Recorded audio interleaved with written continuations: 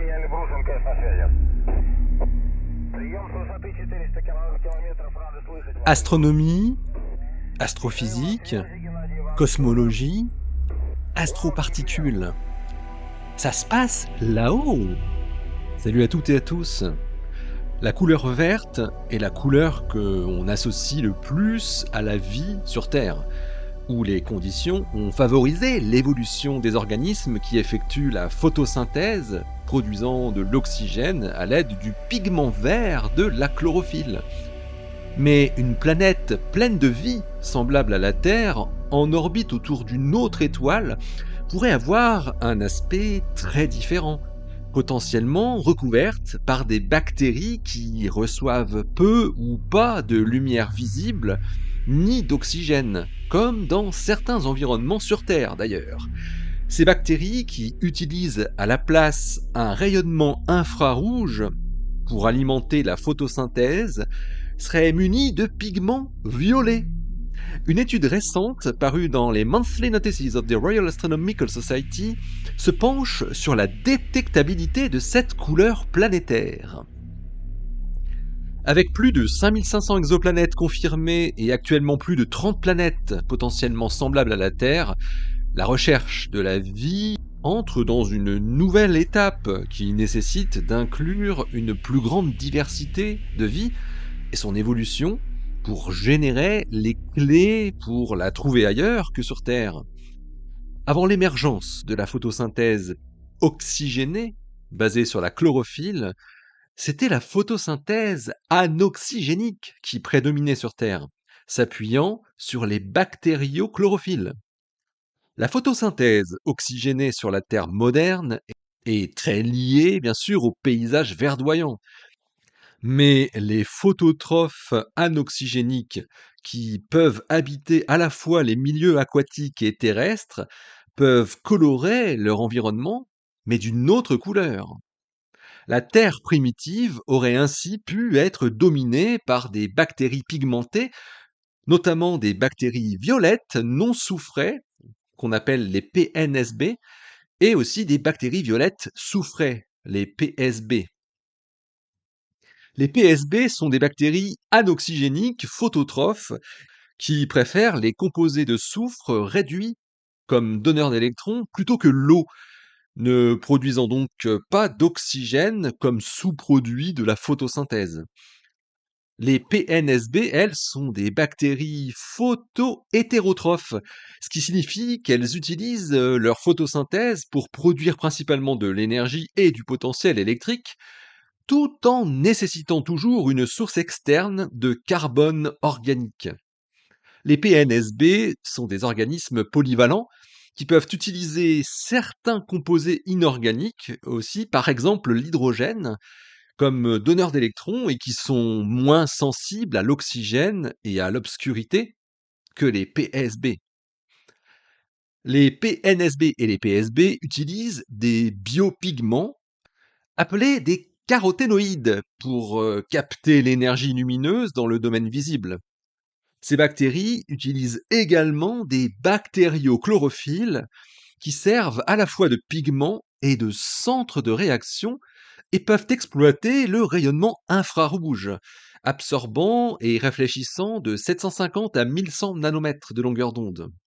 Cette polyvalence spectrale offre sans doute un avantage concurrentiel, permettant aux organismes dotés de bactériochlorophylles de prospérer dans des niches écologiques diverses et souvent difficiles à travers notre planète, jusque dans les sources hydrothermales des grands fonds.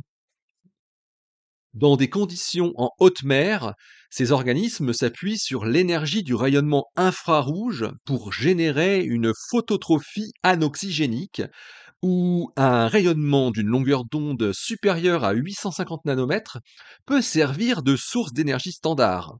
Ces caractéristiques pourraient permettre aux bactéries PNSB et PSB de prospérer sur des exoplanètes en orbite autour d'étoiles naines rouges, des étoiles de type M, car la distribution spectrale d'énergie des étoiles M chevauche la plage spectrale optimale pour l'absorption et la réflectance des molécules BCHL, A et B, des pigments, des PNSB et des PSB.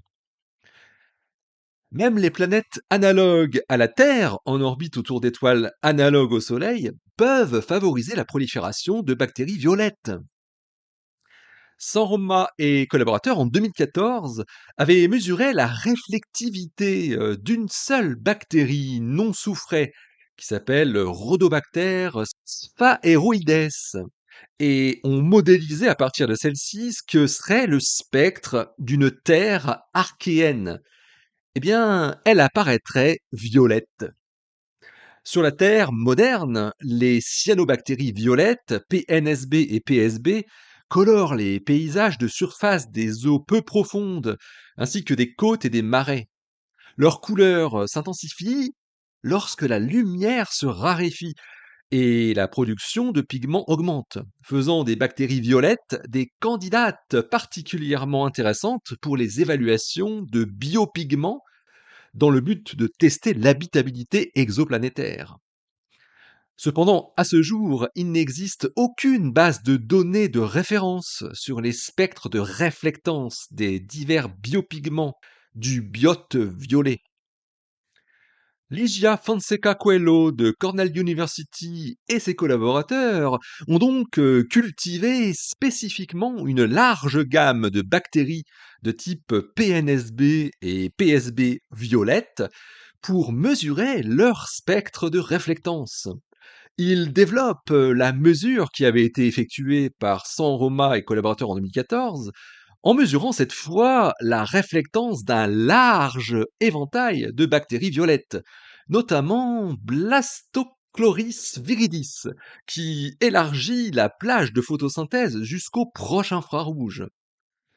Jusqu'à présent, la plupart des modèles d'exoplanètes terrestres qui intègrent le biote de surface présentaient un biais en faveur des pigments verts.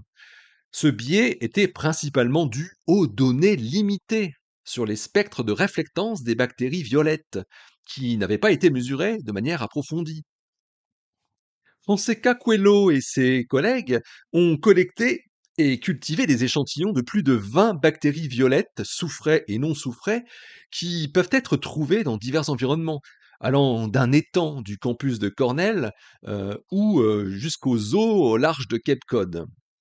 Ce que l'on appelle collectivement les bactéries violettes ont en réalité une gamme de couleurs, notamment le jaune, l'orange, le marron et le rouge, en raison de pigments de type caroténoïde.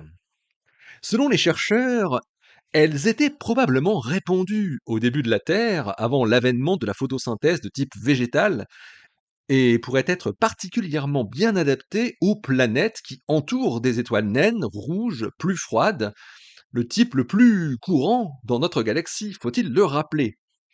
Un soleil rouge pourrait donc leur offrir les conditions les plus favorables à la photosynthèse.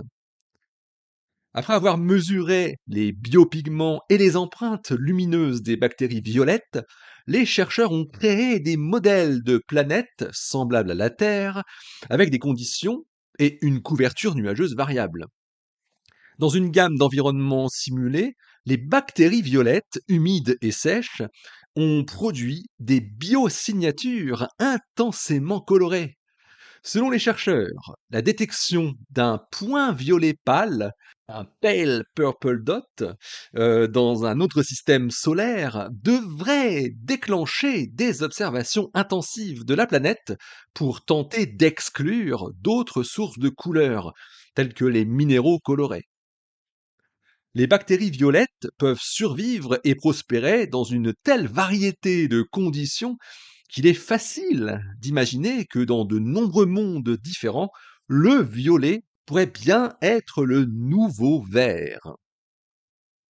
Les recherches de Fonseca Coelho et ses collaborateurs fournissent ainsi une nouvelle ressource pour guider la détection des bactéries violettes et améliorer nos chances de détecter la vie sur les exoplanètes avec les prochains télescopes. La base de données sur les pigments biologiques pour les bactéries violettes Et les spectres à haute résolution pour des planètes semblables à la Terre, y compris les mondes océaniques, les planètes boules de neige, les mondes gelés et les analogues de la Terre, sont désormais disponibles en ligne, fournissant maintenant un outil permettant aux modélisateurs et aux observateurs de former des algorithmes et d'optimiser leur stratégie de recherche sur des planètes semblables à la Terre où le violet remplace le bleu et le vert. L'article de Ligia Fonseca Coelho et ses collaborateurs est paru dans les Monthly Notices of the Royal Astronomical Society, le volume 530 de mai 2024. Il s'intitule Le violet et le nouveau vert, les biopigments et les spectres de mondes violets semblables à la Terre. Allez, d'ici la prochaine, portez-vous bien, restez bien les yeux vers le ciel et puis restez bien les pieds sur terre. Allez, salut!